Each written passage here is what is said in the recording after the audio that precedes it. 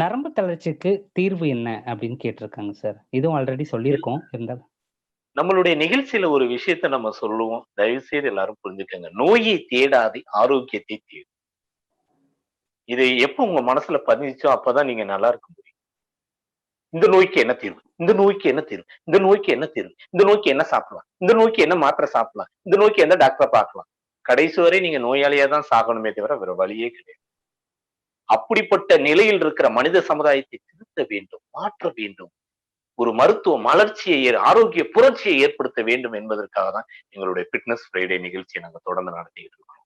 தயவு செய்து நோயை தேடாதீங்க, ஆரோக்கியத்தை தேடுங்க. நிம்மதியா வாழ்றதுக்கு என்ன வழின்னு கேளுங்க. நிறைய இருக்கு, ஆயிரக்கணக்கான வழிகள் இருக்கு. அதை ஒவ்வொன்னா கடைபிடிச்சு பாருங்க. அது உங்களுக்கு நிம்மதியை தரும், ஆரோக்கியத்தை தரும். எந்த நோய் இருந்தாலும் சரியா.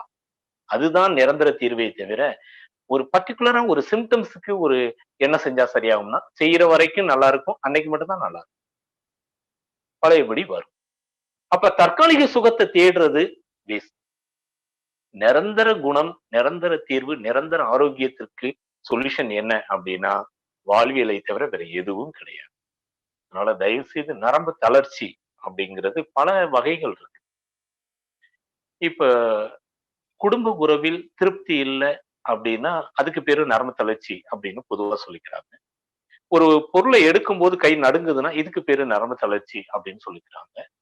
கை கால் வாதம் வந்துருச்சுன்னா இதுவும் நரம்பு தளர்ச்சி. கை கால் நடுக்கம், உதறுவாதம், நடுக்குவாதம் இதெல்லாம் நரம்பு தளர்ச்சி, நர்வஸ் வீக்கல் அப்படிலாம்.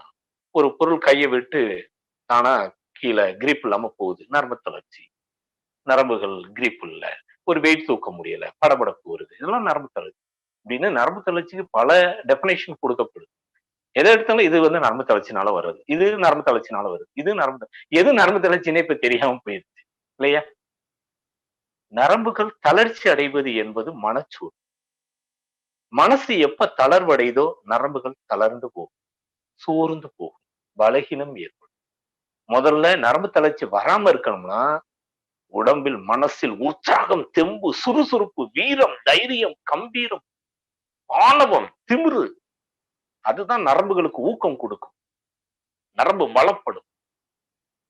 எனக்கு நரம்பு தளர்ச்சி, எனக்கு நரம்பு தளர்ச்சி அப்படின்னு இருந்தீங்கன்னா இருக்கிற நரம்பும் தளர்ந்து போய் எதுக்குமே பிரயோஜனம் இல்லாம போயிடும்.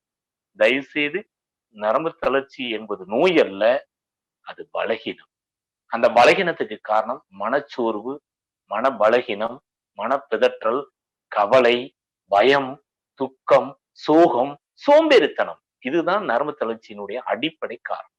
இதை நீங்க மாத்திக்கிறாம இதுதான் அடிப்படை காரணம், இதன் காரணமா வந்த அந்த நரம்பு பலகீனமாகி சோர்வடைஞ்ச பிறகுதான் அது இயக்க குறைபாடு ஏற்பட்டு குறிப்பிட்ட பகுதி செயல் இழந்து போய் அது நோயாக மாறுது. அதுக்கு பிறகுதான் அது நோயா மாறுது.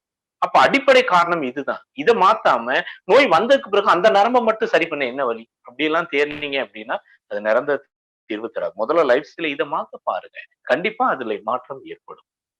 மெக்கானிக்கல் ப்ராப்ளமா மாறிடுச்சு அப்படின்னா அதுக்கு முறையான பரிசோதனை செஞ்சு சிகிச்சை செய்யணும். வராம தடுக்கணும்னா வாழ்வியல மாற்றம். நன்றி. நெக்ஸ்ட், எதிர்மறை எண்ணங்கள் அதிகமாக வருகிறது, மன ரீதியாக இது எவ்வாறு தவிர்க்கலாம் அப்படின்னு கேட்டிருக்காங்க சார். எதிர்மறை எண்ணங்கள் அளவுக்கு அதிகமா வருதுன்னா அளவுக்கு அதிகமா உள்ள போயிருக்குன்னு அர்த்தம். இல்லைன்னா இது எதிர்மறை எண்ணம் அப்படின்னு உங்களுக்கு எப்படி தெரியும்? உங்களுக்கு எப்படி தெரியுச்சு? உங்களை அறியாமலையோ அறிந்தோ தேவையற்ற விஷயங்களை அதிகமா கிரகிச்சு உள்ள பதிவாயிருச்சு.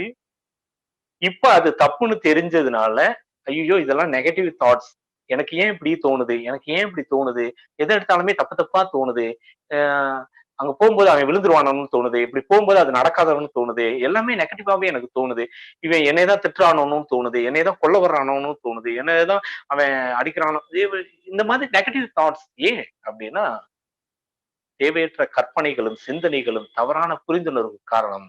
அளவுக்கு அதிகமாக கண்கள் மூலமாக, காது மூலமாக, கற்பனையின் மூலமாக, நீங்க செஞ்ச செயலின் மூலமாக உங்கள் மனதில் எதிர்மறை எண்ணங்கள், எதிர்மறை நிகழ்வுகள், எதிர்மறை விஷயங்கள் அதிகமாக பதிவாகிவிட்டால் அது நீங்கள் உடற்சோர்வு, மனச்சோர்வு ஏற்படும் போது இது பீறிட்டு வெளியே வரும்போது இந்த நெகட்டிவ் தாட்ஸ் வருது.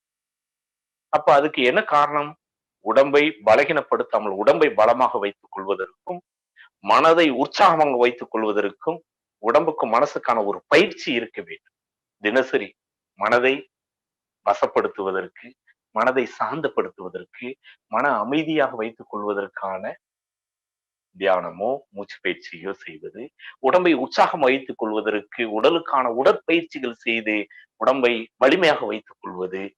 அதன் பிறகு என்னுடைய சிந்தனையும் கற்பனையும் செயல்பாடுகளும் தேவையான நல்ல விஷயத்துல மட்டும் இருக்குங்கிற வகையில உறுதிமொழி எடுத்து அதுல கமிட் ஆகணும்.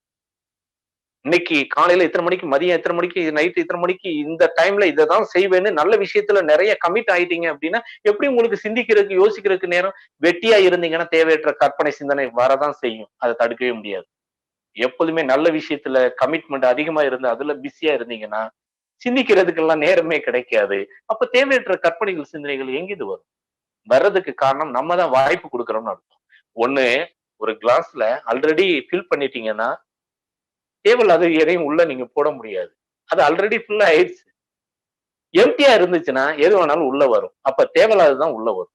நல்லதை நீங்க தேடி பிடிச்சுதான் உள்ள கொண்டு வரணும். கெட்டது தானா உள்ள வந்து உட்காரும். அப்ப உங்க மனசுல தேவையில்லாதது வந்து கொட்டுது அப்படின்னா, அல்லது உங்க மனசுல இருந்து பீரிட்டு வருதுன்னா, அது ஆல்ரெடி எம்டியா வச்சு தேவையில்லாததை ஃபில் பண்ணியிருக்கீங்கன்னு அர்த்தம். அப்ப தேவையான நல்ல விஷயத்துல கவனம் செலுத்தி அதுல கமிட் ஆயிட்டீங்க அப்படின்னா இதெல்லாம் தானா அழிஞ்சு போயிடும். அதற்கான வீடியோ கண்டிப்பா நம்ம போடுவோம். நன்றி. காலையில் எடுக்கும் முதல் உணவு எப்படிப்பட்ட உணவாக எடுத்துக்கொள்வது நல்லது அப்படின்னு கேட்டிருக்காங்க சார். ரொம்ப ரொம்ப ரொம்ப சந்தோஷம். சென்ற வாரத்துல அதை நம்ம சொல்லியிருந்தோம். காலை உணவு என்பது ஈரப்பதமான உடம்பை குளிர வைக்கக்கூடிய வகையில நீர்ச்சத்து உள்ள இயற்கை உணவா இருந்தா ரொம்ப ரொம்ப ரொம்ப ரொம்ப சந்தோஷம். அந்த ஜீரண உறுப்பெல்லாம் அவ்வளவு புத்துணர்ச்சி அடையும். நைட்டு படுத்து தூங்கினாலும் காலையில எந்திரிக்கிற வரைக்கும் எதுவும் சாப்பிடல, உடம்பினுடைய கழிவுகள்லாம் வெளியேற்றக்கூடிய கழிவு உறுப்புகளுக்கு போய் ஜீரண உறுப்புகள்லாம் புதுசா எதிர்பார்க்கும் போது உடம்பினுடைய தட்பவெப்பநிலை 98.4 டிகிரிங்கிற அந்த நார்மல் டெம்பரேச்சருக்கு கீழே இருக்கக்கூடிய இயற்கை உணவு தான் மிகச்சிறந்தது. சமைச்ச உணவை காலையிலே சுட சுட காஃபியை ஊத்துறதும், டீயை ஊத்துறதும், சுடுதண்ணி குடிச்சா எனக்கு மோஷன் ஃப்ரீயா போகும்னு சூடா சுடுதண்ணியா தலையில ஊத்துறதும் ஆரோக்கிய கேடு. இயற்கையான நார்மல் டெம்பரேச்சர்ல இருக்கக்கூடிய கூழோ, களியோ, கஞ்சியோ, நீராரமோ, மோரோ, இளநியோ, பதனியோ, பச்சை தண்ணியோ குடிச்சா அந்த ஜீரண உறுப்பு அவ்வளவு புத்துணர்ச்சி அடையும். அதன் பிறகு பழங்களையோ, ஜூஸையோ, கஞ்சியையோ எனிவன் அதிகமாக வேக வச்ச வறுத்த பொரிச்ச உணவு காலையிலேயே அசைவம் சாப்பிடுற ஆளுங்கள்லாம் இருக்காங்க. அவங்களெல்லாம் எங்க போய் சொல்றது? அதனால காலை உணவு என்பது அகிம்சை வழியில் சாத்வீக உணவாக இருக்க வேண்டும். அதுதான் மிகச்சிறந்தது. சந்தோஷம். மோர் எடுத்துக்கொள்வதனால் ஏற்படும் நன்மை என்ன அப்படின்னு கேட்டிருக்காங்க சார். மோர் அப்படிங்கிறதுக்கு பால் தயிரா மாறி தயிர்ல இருந்து எடுக்கிறது மோர். மோர் எடுக்கும்போது கிடைக்கிறது வெண்ணெய், வெண்ணெயில இருந்து கிடைக்கிறது நெய் இல்லையா? இதுதான் அதனுடைய படிநிலைகள். இப்போ பால் அப்படிங்கிறது சம ஔடதம் அப்படின்னு சொல்லுவோம். உடம்பினுடைய சூடையும் தணிக்கும், உடம்புக்கு சூடும் தரும். தயிர் பாலை புளிக்க வச்சு கிடைக்கிற தயிர் என்பது சூடு மட்டும்தான் தரும், குளிர்ச்சி தராது. உடல் எடையை கூட்டும், உடம்புக்கு சூடு தரும்.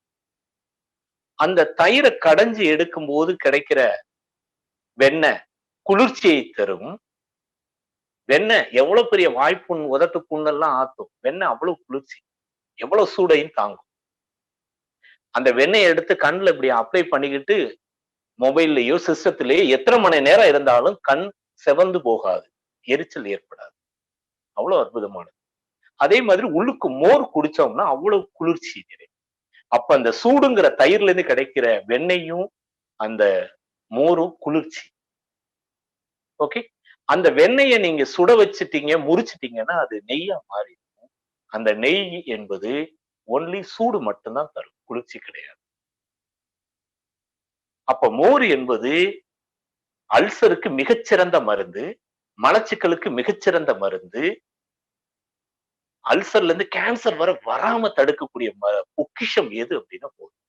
சார் இந்த தயிர்ல தண்ணியை விட்டு கலக்கிட்டோம்னா அதானே சார் மோரு? அது கிடையாது. மத்து வச்சு கடையணும். அப்படி கடைஞ்சோம்னா மிதப்பு மாதிரி மிதந்து வரும். அதுல இருக்கக்கூடிய கொழுப்பு. அதுதான் மிதப்புன்னு எடுத்து வைக்கக்கூடிய வெண்ணெய். அந்த வெண்ணெயை எடுத்துட்டாதான் இது மோர். இந்த வெண்ணெய் எல்லாம் தெரியாத சில வெண்ணெய் எல்லாம் இருக்காங்க. சார் நான் மோர் சாப்பிடுறேன். தயிர்ல தண்ணி ஊத்திட்டோம்னா அதுக்கு பேரு மோர். கிடையவே கிடையாது. பயங்கர சூடு அது. அதனால தயிர் என்பது சூடு, மோர் என்பது குளிர்ச்சி. அப்ப ஜீரண உறுப்புகள்ல அந்த மியூக்கஸ் மெம்பரேன்ங்கிற சளிப்படலத்தை ஃபார்ம் பண்றதும், புண்ணை ஆத்தக்கூடியதும், குடல் பிதுக்கம், குடல் இறக்கம் இப்ப சொன்னாங்க இல்லையா, குடல் இறக்கம் வராம தடுக்கிறதுக்கு மோர் குடிங்க. எப்படியாப்பட்ட மூல நோயையும் தடுக்கக்கூடியது, மூல நோய்க்கு ஓவர் ப்ளீடிங், ரத்த மூலம் மோர் குடிச்சா உடனே நிக்கும். டிசென்ட்ரி மோர் குடிச்சா உடனே நிக்கும். மோர் குடிச்சிட்டு 100 டிகிரி செல்சியஸ் இருக்கிற அக்னி நட்சத்திர வெயில்ல போய் நின்னாலும் மயக்கம், தலை சுற்றுதல் வராது, நீர்க்கடுப்பு, நீர் குத்தல் வராது. எவ்வளவு அற்புதம். கிட்னி ஃபெயிலியர் வராது. இதை விட பெரிய வாக்கியம் வேற என்ன இருக்கு? மிகச்சிறந்தது மோர். அந்த மோர்ல கொஞ்சோண்டு சின்ன வெங்காயம், கொஞ்சோண்டு கொத்தமல்லி போட்டு சாப்பிட்டோம்னா அவ்வளவு அற்புதமா இருக்கும். ஆனா சிலர் எல்லாம் பச்சை மிளகாயை போட்டு சாப்பிடுறவங்க இருக்காங்க. அது இன்னைக்கு பச்சை மிளகாயா இல்ல. அதனால அதை தவிர்த்துக்கங்க. எல்லாருடைய உடம்புக்கு அந்த அளவுக்கு அது ஏத்துக்கிற தன்மை இல்லை. ஏன்னா உடல் உழைப்பு அந்த அளவுக்கு இல்லை. கல் உடைக்கக்கூடியவங்க, மூட்டை தூக்கக்கூடியவங்க, கிணறு வெட்டக்கூடியவங்க, ஹார்ட் ஒர்க் பண்ணக்கூடியவங்க, உடலை உஷ்ணப்படுத்தக்கூடியவங்க, அதிகமான காரம், புளிப்பு, எண்ணெய் பதார்த்தங்கள் சாப்பிடலாம். அப்ப எல்லாம் பச்சை மிளகாயை கடிச்சுக்கிட்டு சாப்பிடக்கூடியது, புளித்தொகையில சாப்பிட்டு கஞ்சி குடிச்சிட்டு உழைக்கக்கூடியவங்களா இருந்தாங்க. இன்னைக்கு எல்லாம் வெட்டியா உட்காந்து மொபைல பார்த்துக்கிட்டு, லேப்டாப்பை நோண்டிக்கிட்டு, ஃபேன்ல உட்காந்துக்கிட்டு, கார்ல போயிட்டு, ஏசில இருந்துகிட்டும் நான் அதே பச்சை மிளகாயை சாப்பிடுறேன் அப்படின்னா மூல நோய் கண்டிப்பா வரும். மூலம், பௌத்திரம், அல்சர், கேன்சர் எல்லாம் வரும். அதுல எந்த மாற்று கருத்தும் இல்லை. அதனால மோர் என்பது அவ்வளவு அற்புதமானது. ரொம்ப தயவு செய்து சாப்பிடுறதுக்கு முயற்சி செய்யும். நன்றி. Thank you sir.